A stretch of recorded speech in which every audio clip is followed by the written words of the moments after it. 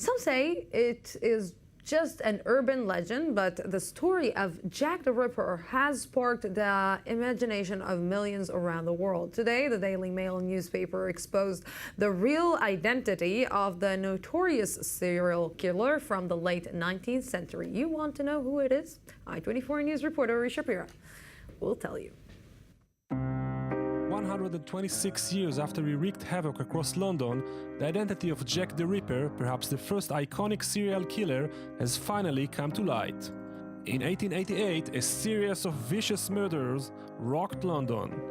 Although no clear evidence was found to link all the incidents, assumed to be between 5 to 11 murders, the continuing investigation revealed a connection.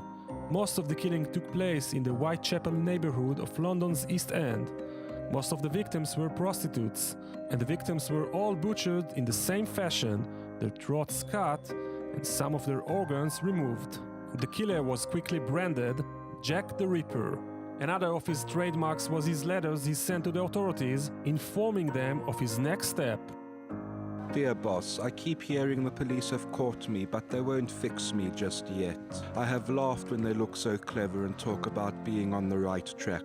The next job I do, I shall clip the lady's ears off and send to the police officers, just for jolly, wouldn't you? Keep this letter back till I do a bit more work, then give it out straight. My knife's so nice and sharp, I want to get to work right away if I get a chance. Good luck. Since then, the mystery of the identity of the infamous killer has never been solved. In 2007, British businessman Russell Edwards bought a shawl allegedly taken from the scene of one of Jack's crimes. Thanks to advanced forensic testing and infrared cameras, Jack's real name came to light.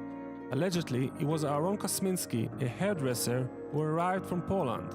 He was later diagnosed with mental illness and spent his last years in a lunatic asylum.